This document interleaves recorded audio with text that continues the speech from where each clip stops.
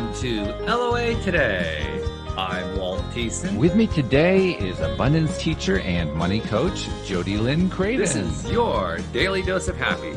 We are so happy you decided to join us today. And of course, Jody Lynn, we are recording this as the last episode before Christmas 2023. So we're in the midst of the holiday season. About the last thing anybody ever thinks about in the midst of the holiday season is dieting. Usually this is a time for feasting and for pies and cakes and all kinds of stuff. And then they think about it afterward. We thought we'd kind of flip the tables a little bit here. We're going to think about it during the holiday season. Can you kind of get a little bit of a leap forward on this before the holidays totally collide with us and collapse us? Well, and I disagree with your statement, Walt. I think that for me, it's always been, I think more and more about dieting as I'm going through the Christmas season. Like I shouldn't be eating that. I should go on a diet. So it's the guilt trip. Okay, yes, I got it. Absolutely. So it's top of mind. I'm just not listening to, that little voice that's like, you shouldn't have one more turtle. I guess we all have our different ways of torturing ourselves during the holidays. So that's a good one. I like that. Yeah. Absolutely. So our guest today is Maura Rodgers. She's a registered dietitian and a self-described foodie. That kind of like that summarizes the topic right there, doesn't it? Right? Because we've been talking about being foodies, and she's also going to bring the dietary part of that into it. Yeah. How she's going to combine that together, I don't know. We're going to have to find that part out. Yeah, I'm excited to hear more about that because diet and foodie rarely go in the same sentence. That's right. We've got in the same title. I mean, that's really something. That's kind of like a landmark right there. So, Maura, thank you for joining us today. How you doing, first of all? Yeah, I'm doing so great. How are you two? We're doing great. Yeah. Awesome. So, registered dietitian, that's a career choice that requires some education, certification, work, all kinds of stuff to get there. You have to really be committed to doing that. So the first question I want to ask about is, how did that come about? Like, why did you decide to go that route? It's a great question. I have loved food since I started eating as a baby. And well, you were an early adopter, is that it? I was a big fan since day one. And I was also very fortunate to be raised in a household where healthy, nourishing food was very much a priority and something that my parents really instilled as something that we should appreciate and celebrate. It wasn't something that, there was no stress around eating either. So we enjoyed our cake, we enjoyed ice cream, but we really focused on quality as much as we could. And I never realized just how much that impacted my ability to live my life until I graduated high school. And I just realized I could maybe study nutrition. That was an option. And once I dove into it, I was just I never turned back. It's something that I'm so passionate about. I love food. I love celebrating food. I think it's something that, everyone in the world has in common. It's something we experience every single day. And it has the power to change every cell in our body and therefore every part of our life. But it's gotten a bad reputation, especially as a dietitian. I've gone through quite a bit of schooling, and the traditional way of training dietitians is to really focus on dieting. And that's in the title of, what I am. But right. I think there's a new wave of practicing as a dietitian that embraces more mindful and intuitive eating techniques and really strays away from diet culture. Because what we're finding with diet culture is the statistics or success rate is so poor. That's why there's a million diets out there. It's a massive industry, and we're constantly being marketed toward, especially this time of year and are entering January, as something that you really have to kind of restrict and cut back and feel hungrier and cut your calories. But what we know to be true is most diets, regardless of what they are, by 12 months, most people who have lost weight regain that weight back and some. And so not only do they affect your metabolism in a pretty poor way, they're not sustainable. And they also create more rigidity and this black or white way of thinking about food. And so my role, and really what I'm very passionate about, is helping people create a healthier relationship with their food, enjoying all food, giving yourself permission to do that, but not compromising yourself along the way, right? Because I think a lot of the time when we eat certain foods, it doesn't feel very good.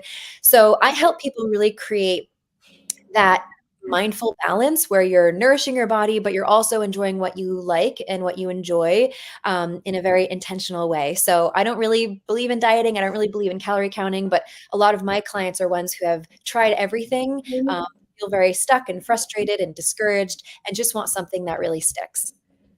Okay, well, that sounds encouraging. Sounds hopeful anyway. It doesn't Yeah. sound a whole lot like fruit cake and pumpkin pie, but we'll have to see where that goes.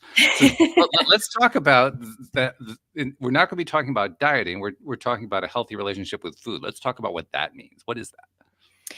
Yeah. So, I think that at a very young age, we start to reward ourselves with food, right? When we're really young, I have a 2-year-old. So, what I'm hearing as far as potty training is to give them chocolate or something once they've, gone to the bathroom. That's not really something that I'm necessarily doing. And there's nothing wrong with people who do that with their kids, but that then becomes like, if you perform well, then, we can get ice cream later. And then when we kind of become adults and we're navigating difficulty in our lives, or we're stressed or overwhelmed or sad, we might go to food as like that source of comfort and satisfaction. It's very understandable. Like our biology really craves and looks to those foods because we know that not only do they taste good, but in the moment we get this euphoric experience in our brain and our body that creates this pattern, this reward loop. So it's understandable how, especially something that we experience every single day, that we can start to create a slightly complicated relationship with it, right? Because we have to nourish our body, we have to eat to survive, but then it also takes on all these different roles and meanings throughout life. Like a lot of our celebrations center around food. And so it's very easy to kind of eat more than we're comfortable with at certain times of the year. So what I would say is like a healthy relationship with food is feeling grounded and calm and in control of food, being very aware of how it's impacting your body, how it feels while you're eating it afterward, and not creating a lot of rigidity around it. So creating more flexibility there. So that's at least my approach and my definition. Okay. And you mentioned food as a reward, which I thought was a great topic to bring up. Because certainly I think a lot of us, I think everybody to one extent or another thinks of food as being a reward, somewhat for the reasons that you gave, because of what we're taught, during childhood, and partly because we kind of train ourselves. I mean, it's not like the training stops when you're 18. You just keep going on and on and on and on. One of the things, though, that I've really noticed, particularly lately, I've been paying attention to my own situation, my own body, my own diet, variety of things. I'm health conscious very much lately. I've noticed that I can. You talked about that reward, right? That anticipation of the instant gratification of the food's going to feel good for a moment. The thing that's interesting to me is I can anticipate that and eat food and not feel it, and it's almost like I got the reward, but I didn't. It's like it wasn't enough to stop me and say, well, that didn't really pay off. It was more like, oh, well, I just didn't eat enough. Yeah, and I think that's what a lot of people find is like that's why we're not satisfied with half a cup of ice cream, that we can eat the whole pint and we're still kind of looking for something else. So, yeah, I think that's a very common pattern, and something that I would say to you is what your reasonings are behind making that choice. Like, is it due to physical hunger, or is there something else that's kind of knocking at the door? Is it, wanting, like, are you bored? Are you overwhelmed? Do you want to celebrate? Like, what is that? And I think if you can get to that, then it helps you create a little bit more mindfulness around why you do want to make that choice and how much would feel good. And can you explore other things that would actually meet that need a little bit more effectively? It's actually pretty irritating at times because I can actually be mindful enough to know, okay, eating this is not going to help. I know I'm not eating it because I'm hungry. I'm eating it because of X, whatever that X is that I'm annoyed by or fearful about or angry about or whatever. But I'm going to do it anyway.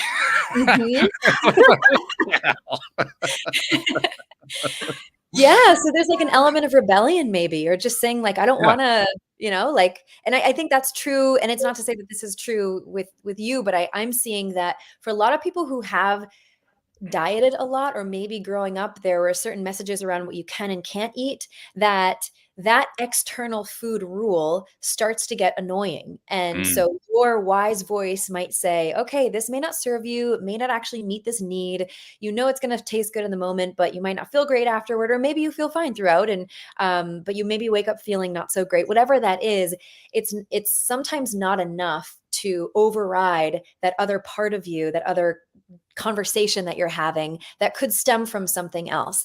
So I think getting away from food rules is also important, so you can kind of create your own roadmap along the way. Okay, so if we're not going to do food rules, if it's going to be our own roadmap, what does that look like?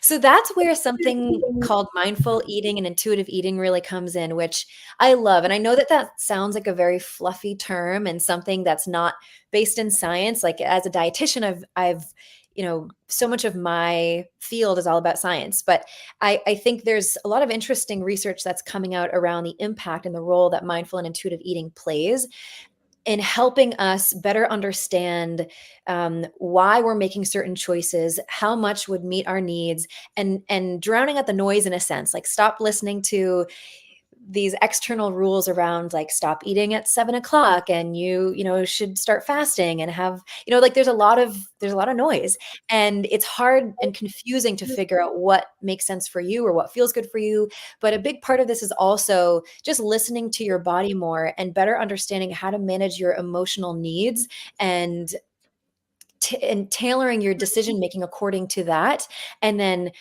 creating a healthier relationship with food as a result of that. So it's not, I think we might not have enough time to explain exactly what that looks like, just because it's very personalized to every person. But what I really like to focus on is if we can have more confidence in understanding what role nutrition plays in our body. That's a big part of what I teach. And I don't think there's really a point in time where we all get like a crash course on nutrition, because once you understand the basics of how, fiber and protein and fats and vitamins and minerals and all these things impact you and influence you, you start to have a little bit more confidence knowing and more buy-in as far as making choices that like allow you to operate at a better place and allow your blood sugars to be stable and energy to be stable.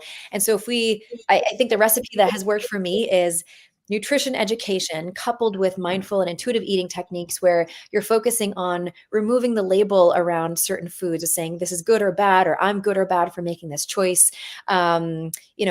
Being really careful about how we talk about ourselves, the belief system we have around food in our body, and the mindset that we have going into celebrations and holidays and things like that. So those two worlds, when they come together, it becomes like a pretty successful process.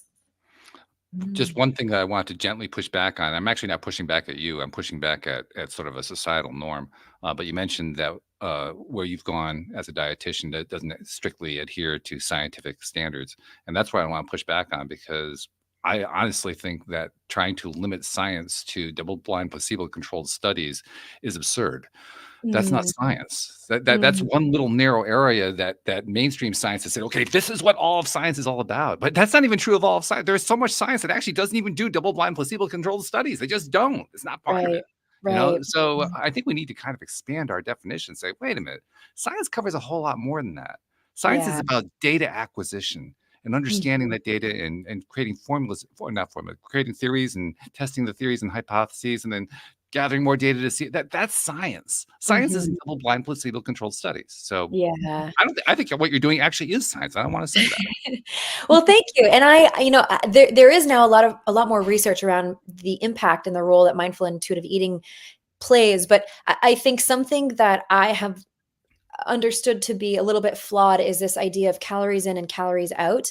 I think Mm. if it were that simple, no one would have a problem with their weight. And that's something that, I was trained as a dietitian to honor and to, put into practice with a lot of my clients and helping them lose weight. But we're finding that when you dramatically cut calories, it can slow your metabolism down and limit your ability to lose weight. Like, when you have a slow Mm. metabolism, you burn muscle tissue because you're not eating enough, then that backfires. So I think that simple model is also something that it's like the tip of the iceberg. There's so many factors that influence your ability to lose weight and maintain it that we just can't oversimplify it by saying, okay, I'm going to stop eating an extra 400 calories today, and by 2 months from now I'm going to be at this weight. Like it doesn't work that way.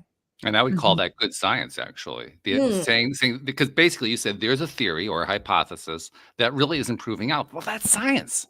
So, somebody created a hypothesis for a theory. We're testing against the data, and well, it doesn't seem to match up. Okay, then we're going to change it, or we're going to put that one aside, or evolve it into something else. That's the scientific method.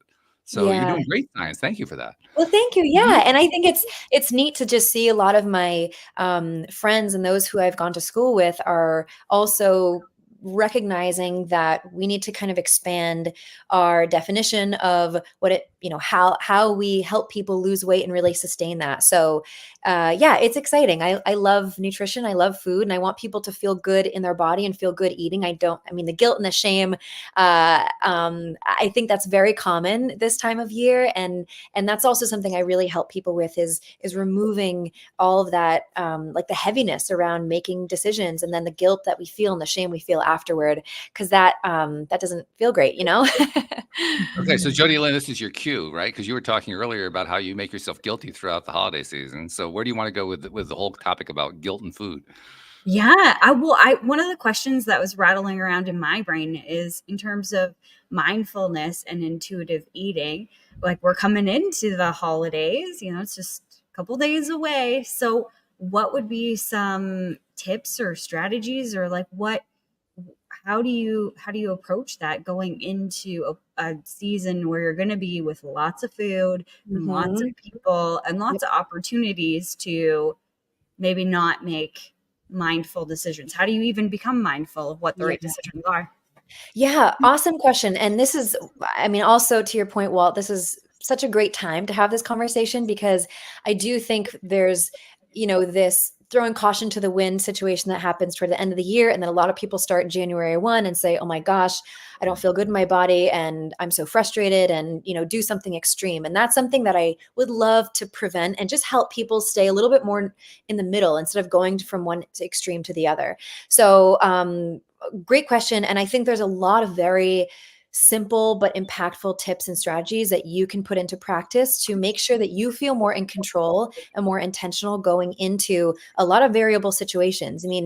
We're traveling, we're around other people, we're, family and friends. That can sometimes be a little stressful. There's comments that people might make about certain choices that we make, which is not desirable and kind of unwanted attention. There's so much food that we love. Like, I love all the same things that everyone else loves. And I think if we can have a game plan going into those moments, it makes a world of difference. And if you can start putting some of these things into practice now, by the time January rolls around, like, I feel so much more confident knowing that I was able to advocate for myself or make choices that really were aligned with what I want more of in a very difficult situation. And I think the more you can get those moments under your belt, the more confident you are. And then, if we extrapolate, you can be anywhere in the world, at a wedding, traveling, and you still feel in control of those choices and you walk away feeling great. So if we were to think about some practical strategies, the one thing, there's a couple of things. The first thing that I would say is being really intentional about taking the pressure off from having to capitalize on moments, even though there's tons of yummy food around. So I know that there's maybe certain relatives that might make the best version of something. And let's say Thanksgiving or Christmas or Hanukkah or wherever you celebrate, that one food shows up, and all year you're like very eager to eat that thing. And then that really sets you up to just go completely overboard.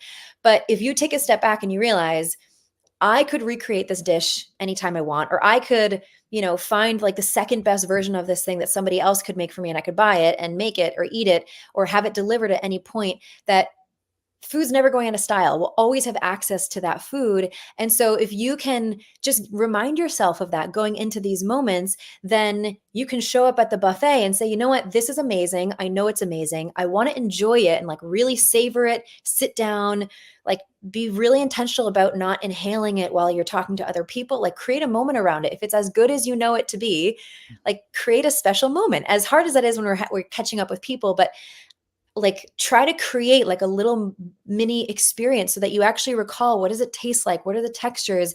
Like, is it really as good as you thought it was? Is it better? Is it like slightly not as good? And if you're content with a serving, then maybe saving a little bit more for tomorrow so you can elongate that experience at a time when you're not super full and stuffed, because it doesn't taste as good, I think, when we're so full and then we get a second serving. It's like, I would argue that you get more value out of it if you create, like you enjoy that over multiple days. And then also just reminding yourself, like you'll always have access to that and you can always recreate it. So yeah, I would say that's a big one. Amazing. It's so interesting when you were talking at the very beginning of your explanation, it sounded like we have scarcity around Definitely. food, which isn't like, I can see that in multiple different times in my life where I was like, oh my God, I need to have this because I'm never going to have it again. And that is absolutely not true. But it's interesting how we set ourselves up to fail in that way, to believe that it's scarce. Absolutely. And that's such a great point, because it really is shifting. A lot of the mindset work that I do is centered around shifting from this scarcity mindset to an abundance mindset. And that includes travel, vacations, going to Italy, enjoying pasta and pizza, but also knowing, like, you know, you'll always have amazing pizza again. You'll always have incredible pasta again. Don't let that one moment consume you to the point where you walk away not feeling good about your body or feeling good about your choices. And so, you know, allowing this abundance and giving yourself permission to enjoy what you love without any negative emotions tied to that, it just helps you feel so much more in control and intentional. And I would argue that if you can slow down and truly savor that, which is something that I help people with, which is very hard to do, but if you can really savor that and enjoy it, and maybe you might find you're more satisfied with less when you start to practice a lot of mindful and intuitive eating techniques. And then you also might, like, another little tactic that I think can be helpful going into a certain situation is thinking about what is your negotiable and what are your non-negotiables. So an example of this is, if I went to New Orleans a few years ago and I knew that their beignets were amazing, and I love donuts and I had never tried it before. And I found like the best place, or the place that had the highest rating, that was most popular, that offered the best version of that thing I was looking for, because I want to try it. That was like a non-negotiable for me. I knew that when I traveled there, I want to experience it, and I sat down, I enjoyed it. It was awesome. But then it also helps put into focus, what are those negotiable things? What are those, like, is happy hour drinking on that vacation massively impactful for you? Is it going to transform that experience? Or is that something that you could kind of put to the side and carry on with? You know what I'm saying? So instead of everything being like a must, you start to be more intentional going into that holiday meal or travel or trip to say, what is something that I would get a lot of value out of, that would add a lot to this experience? And what are those other things that are just more neutral that maybe I could pass on? I have another question. Yeah. How do you deal with there's actually two questions that I have, and they're kind of related, but number one is, how do you deal with the buffet? Because when I go to a buffet, like especially at someone's house, like when you go to a restaurant buffet, whatever, doesn't matter. But when you're at someone's house, it feels like, or I feel this pressure to take a little bit of everything, because it was a potluck and everybody brought something and they worked hard to make it and whatever it may be. So the only thing that's on my non-negotiable list is the things that I do not like. I won't put those on, but everything else seems to end up on my plate, whether I wanted to eat it or not, but I just feel compelled to put it on my plate. Good question. And I think this is also very relevant for like the holidays, because a lot of holiday eating is really centered around buffet or potluck style. So you have so many options, and it's almost like analysis paralysis. There's so many things that you just want to try everything. So what I would say, number one thing is, avoid going into a buffet starving. That is always a slippery slope. So if you can imagine what it feels to be hungry, like comfortably hungry, but not starving, that's something that you want to aim for. So a lot of people going into a buffet situation would skip breakfast or skip lunch to kind of save up for that meal. But when you get to a point where you're starving, there's no amount of mindfulness that can overpower that desire, like that need for your body to have stable blood sugars for your brain and your heart and everything to have the fuel that it needs. Because when you're running on empty, you just want a massive amount of food in the fastest period of time. And you also want those high mileage foods like a burger or pasta, those things that are going to pack a punch. So give yourself the gift of nourishment earlier in the day so that you can show up to that buffet a little bit more intentional and kind of going about it in a slightly more calm way. So that's one thing I would say. And then the second thing I would say is if you can scan the buffet line before putting things on your plate, that's huge. So in your mind, you can just make a mental note of like, this looks great. This is something I might try, like a couple bites, put a little bit on my plate, maybe get more if I need it. But you can survey that, make a mental plan, and then fill your plate with things. So I would also advise not skimping on protein, fiber, or fat. Those three things, that little trifecta is magic. When you eat foods that contain those things, it really helps you to feel more stable. You are able to recognize that fullness level a little bit more mindfully. You've become more satisfied between meals. So not skimping on those things, I would say, is also important. But when it comes to not wanting to waste food or seeing a lot of yummy things and just wanting to try that, I would always say start small. So if you start with a couple bites and then you actually realize this is something that I want a little bit more of, then you can flesh out that portion and go up for seconds instead of piling a lot of things on your plate, not really sure if you're going to like it or not. And then you kind of feel obliged to finish it just because you don't want to waste it. Right. Mm-hmm. Yeah. Well, there's an interesting side corollary that goes along with that, which is the point that you made, Jody Lynn. Well, somebody put in some time and effort on each one of these dishes. I should honor it. Mm-hmm. You know, that's basically giving your power away to somebody who made the meal. You may not even know who made the particular dish, but somebody did. You know? Right, exactly. Yeah, and there's also an element of that, like guilt of not wanting to hurt somebody's feelings or not want to rock the boat in any way by turning away dessert or turning away a certain dish. So I would just say, like, you know, be as like gentle as you can, but also being really serious about what boundaries you want to set and what precedents you want to set. Because if we continue to make choices that don't feel good, then we continue to prove to ourselves that we're more powerless or, you know, we're not in control. And so I think there is a way of blending the two where you're intentional about what you're eating. You set, you know, just a boundary with yourself. Like this doesn't, like at this point, this is when I don't feel good afterward. But also be, you know, kind to those who are making things and not wanting to waste that or hurt anybody's feelings. So I think that's why starting with a small amount and at least trying it helps to appease maybe others without you signing yourself up for a large portion that then doesn't like resonate or feel good or is in line with your goals. But yeah, it can be difficult. And I know that there can be a lot of people who have comments about that too. So I think having like a one-liner or a very simple, gentle, direct way of saying like, I'm making these certain food choices because I feel good and that's that.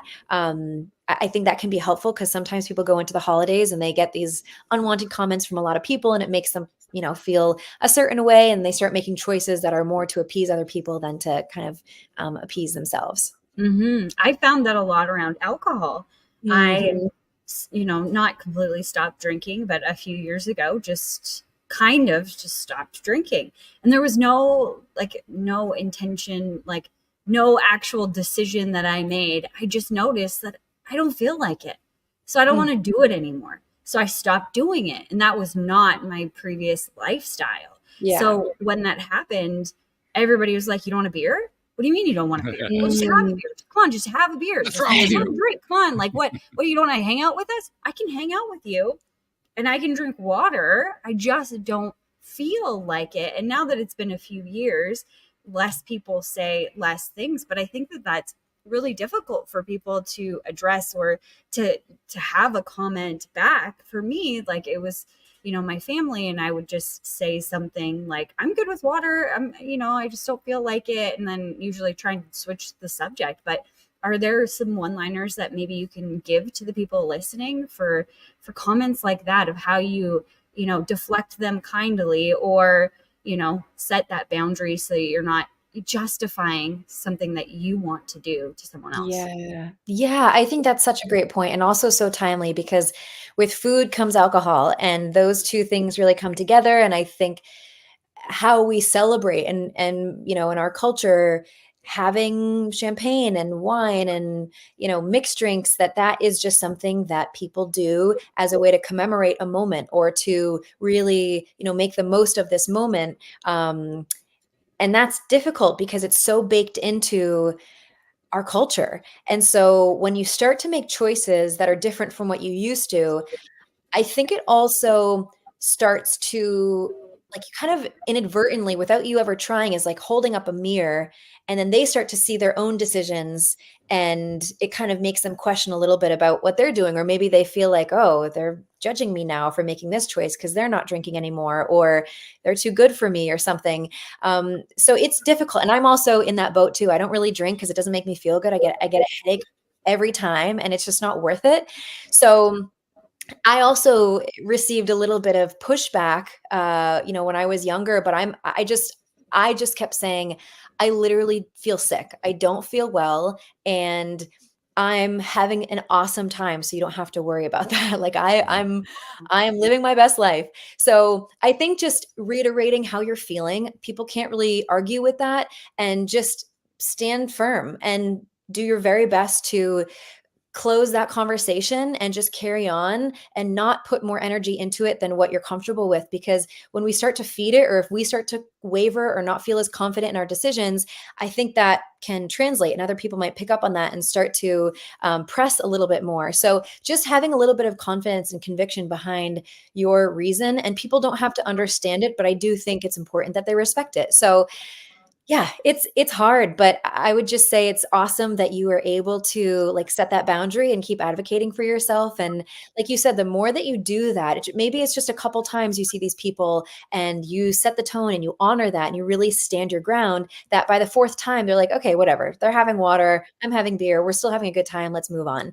So yeah, it's tricky, but I think, some people in the past have said that they're taking medication that also interacts with alcohol, which may not be true, but that's a very easy out where people are like, all right, I don't want you injured in any way or sick. So yeah, it's important to ruminate on that and just figure out, what do you feel comfortable with? But also, again, maintaining this decision that you feel good about. I'm reminded of when I stopped drinking when I was in my early 20s, and I'm reminded of what I experienced at that time. And I remember how this is all. I think there's a click that happens. There's a decision making process that says, basically, I'm putting my interests first. And I think the way I phrased it to myself was, if I can't honor my own desire, how can I expect anybody else to? I have to honor it Totally. first. Yeah. And literally, that's what I expressed when somebody would bring up, that, well, aren't you gonna have something to drink? Well, no, actually, I need to honor my own desire not to drink alcohol. I got some, flutters of the eyes and all that kind of stuff, but there was really nothing they could say, because if they were going to say anything at all, it was going to be insulting, and so Right. they had to be quiet. Totally. Yeah, and I think that really is what it boils down to, is making choices, like food choices, health choices, alcohol choices, that actually serve you. And I know that sounds so simple, but if you really think about it, how many times are you making decisions to keep the peace with other people, or to match what other people are doing, just to, yeah, Fit in. just right, to fit in. I was just having a conversation with a client the other day who's in my program, and she was saying for the first time she's going out to eat and actually making choices that allow her to walk away feeling awesome. And she's no longer questioning herself or no longer trusting herself. And I think what it really boils down to is, so much of her life was making decisions for other people. And so it distanced herself from herself, right? She was quieting what her own mind or her body was telling her. But there's a cost that comes with that. So she just made the decision, like, this is my life, this is my body, this is my happiness, this is my energy, this is my health. Like, that's that. Like, I am the only one who can protect that. And like you said, Walt, if I don't protect that, or if I don't honor that, then, no one else can do that for me. So I think it's just a decision and some mindset work that requires you to be really intentional about, like, what do I want? What do I no longer want? And making sure that you have supportive people around you, because if you find people are just continue to bring you down or aren't making you feel very good about that, then that's also not a reflection of you. It's more so just insight for you as well. Yeah, that's good.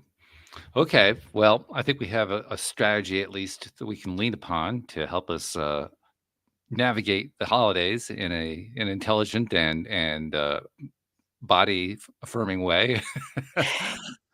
But nevertheless, and you mentioned earlier that you don't actually like to encourage people to do dieting. You don't really like the whole dieting concept and so forth. But the truth is, there are a lot of people who really need to take pounds off. They feel like they need to take Yeah. pounds Yeah. off, and sometimes it's a pretty serious problem. I'm thinking. Exactly. My sister has had an issue tied basically. She has a significant weight issue, and it's tied to a fairly common prescription drug whose name I can't remember. It has to do with it's used for people who are having sleep deprivation conditions, and apparently, from what I understand from what she's told me, it builds up in the organs. I don't remember which organ, liver maybe, and it actually inhibits the body from releasing fat that's built up body. So that it becomes harder to lose weight. So there's an example of somebody who's, you could say she has a medical condition that makes it difficult / impossible to lose weight, right?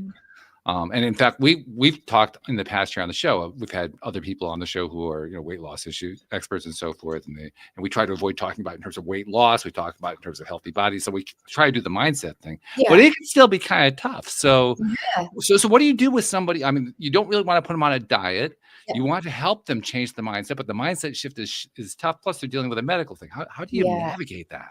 That's such a good question, and something that is very delicate, because I think there's, for people who do live in bigger bodies, everywhere they turn, they're being told they're not good enough or they need to lose weight ASAP.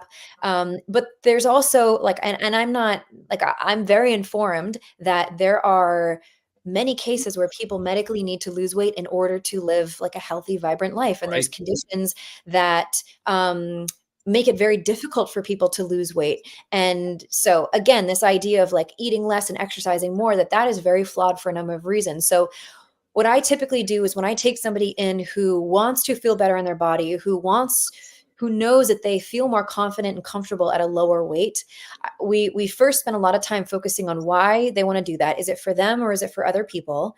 And we also focus on a game plan around how to do it in a way where we can sustain it. Because oftentimes when we hear about a diet, anytime you hear a diet that's promising a lot very quickly, that's a massive red flag. You want to run away, because that is not necessarily going to allow for you to sustain that weight loss. What's not very sexy is slow and steady weight loss. So we then figure out a game plan of losing it in a very gradual, sustainable way, so they never have to get to the point where they have to worry about this again.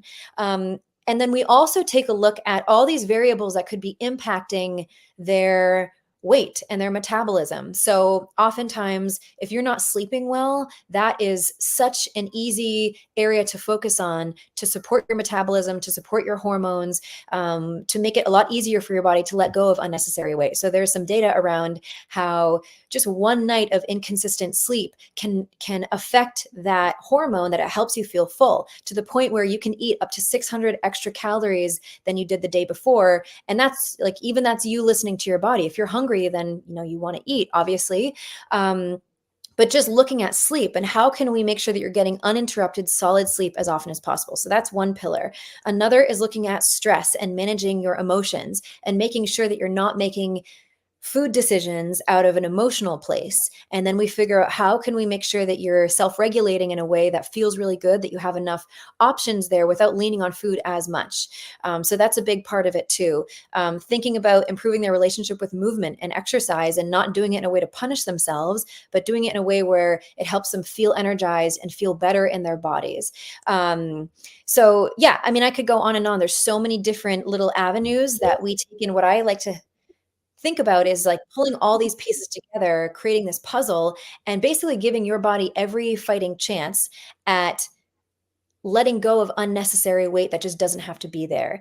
So if we focus on nourishing your body and not depriving it, like giving it, your protein, your fats, your fiber, your vitamins, your minerals, your antioxidants, giving your body and your cells what it needs to thrive, and then being really mindful about those other moments when you want a soda or you want cake or you want ice cream that we know is not very health promoting, but we do want to incorporate that because when we go to extremes, we know that backfires, right? So having a plan around being intentional about non-nutritious food, and then mindset work and behavioral change, that all these things really come together.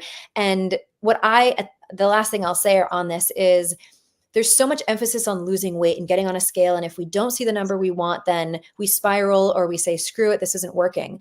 But instead, if you cannot put as much focus on the weight and just focus on the inputs, what are the things that we know help your body operate in a better way, then the weight almost always just comes off. So while I don't, we don't obsess about calories. We don't obsess about getting on the scale. But so many of my clients are like, it's been 3 months. I feel the best I've ever felt. And by the way, I'm down 3 pant sizes and I'm not even trying. So it's just a slightly different way of looking at it. You know what I mean? Yeah, sure. Well, I'm also reminded too that my sister was telling me that she did end up resolving the sleep issue, and the way it happened, it was kind of ironic the way it happened, because her MD tested her a number of things, including calcium, and said no, she wasn't calcium deficient, but she ended up talking to a holistic practitioner. I think it may have been an ND, naturopathic, but I'm not sure of that. Who said, "Oh, I'm not so sure of that." She tested. She says, "Oh no, what MDs accept as being sufficient calcium is not sufficient. We need to get you on more calcium." So she started getting natural calcium, and the sleep problem went away, but the weight issue remained because of what had happened with that medication. And apparently, even though she's off the medication, it has hung around in her body. So even if the way now I have to take her at her word. I don't really know, but she says she eats a healthy diet. She doesn't eat a lot of snacks and all that kind of thing, and yet the pounds are still not coming off. That becomes really highly frustrating. And Definitely. What do you do at that point? Right. Yeah. Well, I think there's a couple of ways that you can support the liver function, and putting some effort and attention there, knowing that the liver had to manage a lot and perhaps it's just not functioning the way that it used to. And the other thing is, while we do want changes and we want to see results very quickly, sometimes these things just take a little bit of time to correct themselves. And so, I think there's a number of ways that she could continue to support her body and give, again, her liver every opportunity to function better, and doing a lot of the basics well. As time goes on, she might, be able to test her liver function and just see that things are trending in the right direction. It just might take a little bit of time. And if you think about your liver, it's the powerhouse of so many things in the body. And so if that's a little clogged, if that's not working well, then it can create this ripple effect. And so it might just require a little bit of time and strategy to make sure that, organs are functioning well, and also just giving herself a little grace too. Cause I know how frustrating that is when people are doing everything they can, but there's one thing that could be limiting them from, let's say, losing weight. And there's a lot of judgment that they can receive from other people when really they're like, I'm doing everything. Okay. Like I'm trying. Yeah. Do you support like heavy metal or parasite or liver or whatever cleanses as well in your practice? Do you think that's a good idea? I think there's definitely a time and a place for that. It's very untraditional for like MDs to typically test for those things or to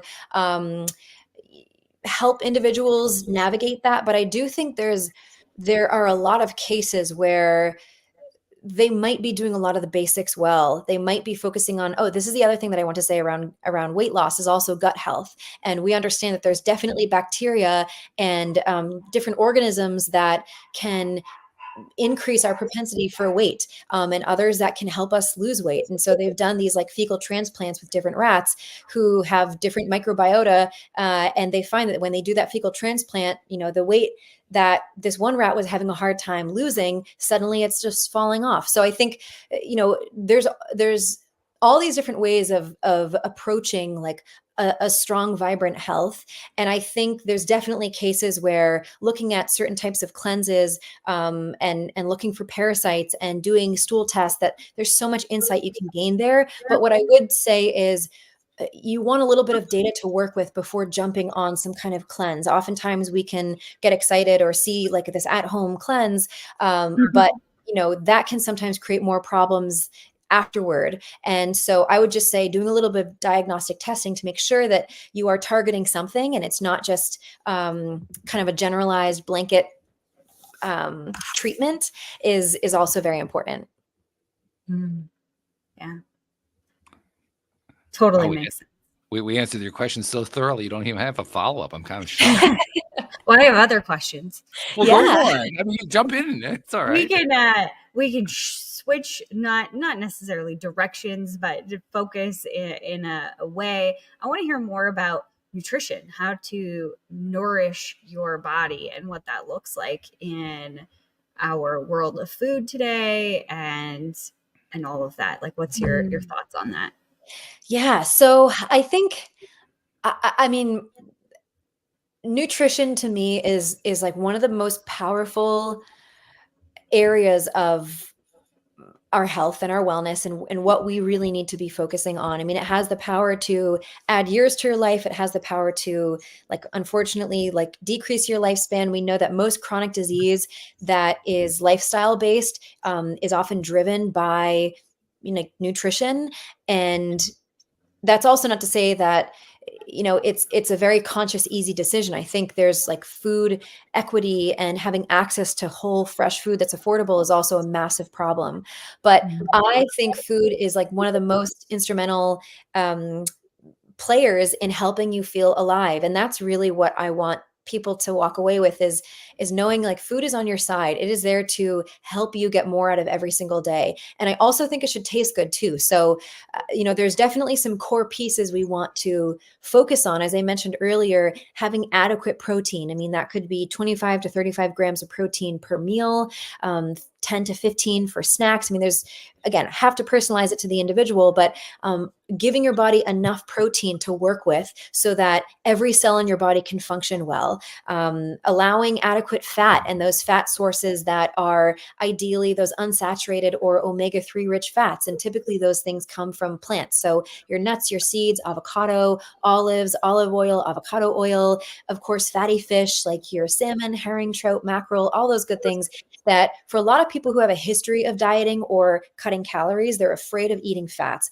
But fat is absolutely essential in helping you feel amazing. It helps you feel satisfied at each meal. It helps you stabilize your blood sugars so you feel more energetic. It helps actually lose abdominal weight, and your brain health, your brain function, your memory, all those important things. You need to have fats. So giving yourself permission to enjoy those foods that are a little bit more satiating. And then, of course, fiber. I think that is also something that most of us are not eating enough of. So most Americans are having less than half of the amount of fiber that they should every single day. And fiber is also like the unsung hero of all things relating to health and wellness. So it supports your gut. It helps also maintain those energy levels, those blood sugars. And fiber is found in most or many plant foods, especially the whole version of those things. So your beans, your lentils, your nuts, your seeds, your avocado, your whole grains, quinoa, amaranth, buckwheat, all those good things. And so I think we can get into a habit of eating the same things all the time, but also expanding your palate, expanding your variety of food, allowing for more nutrition to show up is also a great way to think about things. So your taste buds stay engaged. And you can think about every food as having its own unique profile of macronutrients and micronutrients and value. And so the more you expand and allow for more variety of food to show up, it's almost like you're crossing off all these boxes on your list. You're giving your body all these new awesome nutrients that help your brain and your liver and your heart and your immune system and your digestion, all those things, a chance at just operating at a better level. And so, yeah, I mean, I could go on and on. I just love nutrition. I think it's amazing. There are some principles that a lot of people can very easily focus on to make the decision-making easier around food, to make meal planning easier, to make more intentional choices about snacks. And I think once you get into the habit of having this repertoire of insight and then this repertoire of snacks and meals, it just makes your life so much easier. It takes a lot of the guessing out of it. One thing that I wanted to mention, it just occurred to me, that I recently experimented with and found a lot of success. Like I'm single. I used to be married. I'm single now, so I'm getting back into the single lifestyle and learning how to, make sure I always have my meals planned exactly right for one person, not for two or Yeah. more or anything like that. There's a whole thing that's involved in that. Sure. And one of the things that I've struggled with, that I'm sure other people do too, is okay. So what am I going to have for dinner for tonight and tomorrow night and the next night, and what am I going to have for lunch, and what's my breakfast going to be? I'm planning out the menu. I found a really great way to plan that, well, not necessarily to plan it, but at least give me ideas about it. And that's to use artificial intelligence, ChatGPT and Google Bard and so forth. You just go to it, you type in, give me a 7-day, 3 meals a day, 21 meals, map out a whole menu for me for the next week. And it does it in about 10 seconds flat. And then you say, well, no, I don't want Brussels sprouts. So it takes the Brussels sprouts. I mean, it literally just fits it. It customizes it exactly to what you want really, really fast. So I wanted to mention that, like, guys, if you're trying to figure out, how to put your menu together, use the AI. It's wonderful for that. Yeah, I think that's such a great call out. And that's something that I advise all the time is you can add as much specificity around that. So if you can say, I don't like these foods, I want to make sure I have, 30 grams of protein per meal. I, want to incorporate enough fiber, like whatever language you can use to make sure that those are balanced so that you're getting as much value out of it and you walk away feeling energized.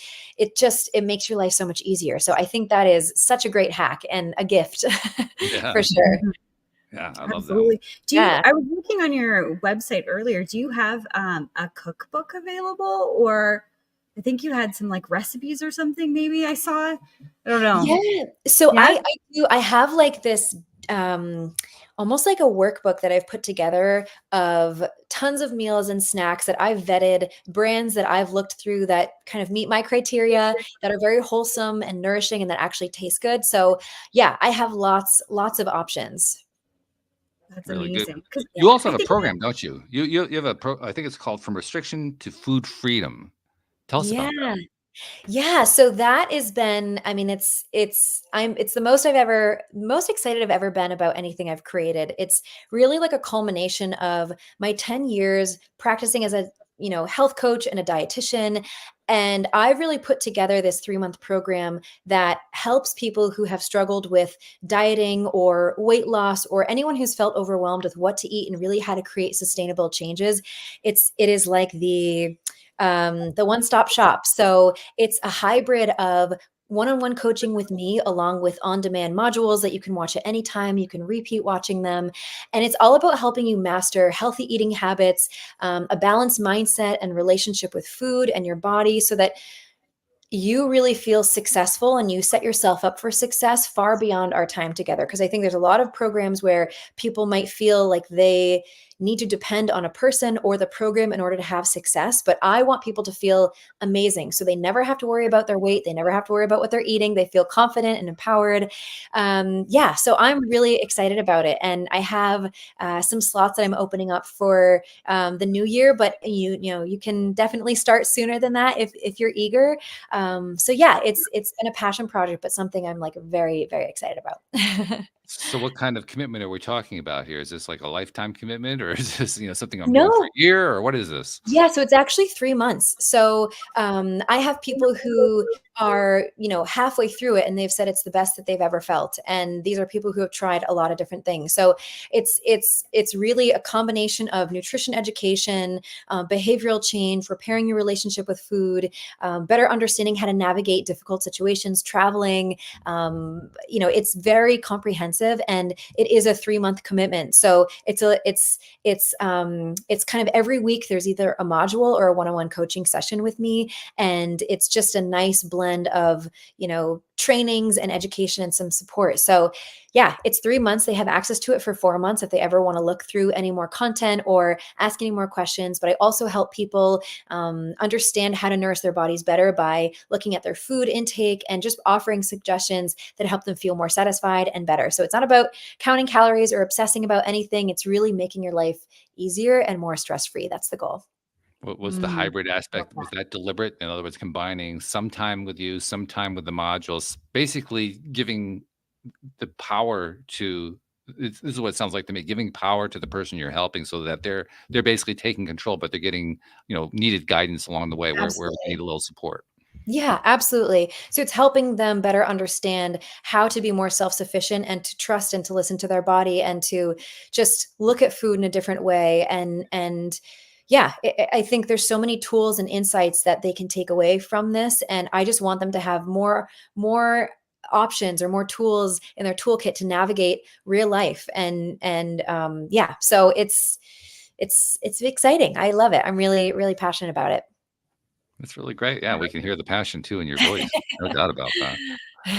So somebody wants to, maybe they want to find out about the program. Maybe they just want to find out more about what you have to say, what you have to offer. Maybe I don't know if that is that Yeah. the only coaching you do. Do you do a full coaching? I don't even know what you do. Yeah, If they want to find out about you, how do they find you? Yeah, absolutely. Great question. So I also just offer one-on-one coaching as well. So if their needs are slightly different or they want to personalize it even more and they don't necessarily want to jump into the program, that I also offer that as well.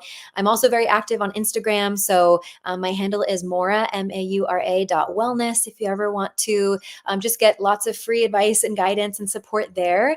And then you can also reach out via my email, which I don't know if they'll have access to that, but I'm happy to share that as well. Okay. Yeah. Well, we can and I can put stuff into the show notes too. I'll Cool. make sure I'll link to your website. So we'll get that in there. Yeah. So Yeah. yeah. Awesome. Because we want to make it as easy as possible for people. Yeah, that's the goal. Got to simplify these days, Yeah, there's so much information that we're dealing with. We have to simplify. Otherwise, Yeah. what was I going to do? I don't even remember what I was going to do. There's a note here. Good. Okay. Here I go. Right, exactly. Okay, so Jody Lynn, I got to ask you, right? So we've had this conversation. You've started off by framing it by saying how much, my words, it was kind of a guilt trip going through the holidays. Do you feel like it's less of a guilt trip now? I feel more empowered. I think that my biggest takeaway from today is this mindset that we have in society around scarcity of food. And it's with everything, not just the holidays, but like you go out to a restaurant and, I'm here, so I might as well get the fries and the gravy and the cheese and all of the things, and really allowing yourself to let go of that and see the abundance that we have with food. And how I love how you put it, Amora, that, food is on our side. Food is designed to help us thrive.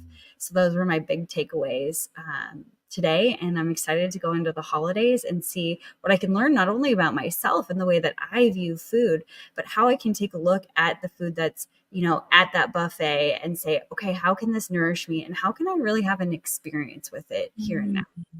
Yeah. Well, I love that. It certainly is helping me because, like I said, I'm in the process. I've been doing this for like the last year, but in the last 3 weeks, I've really been thinking about making some significant changes in my dietary structure.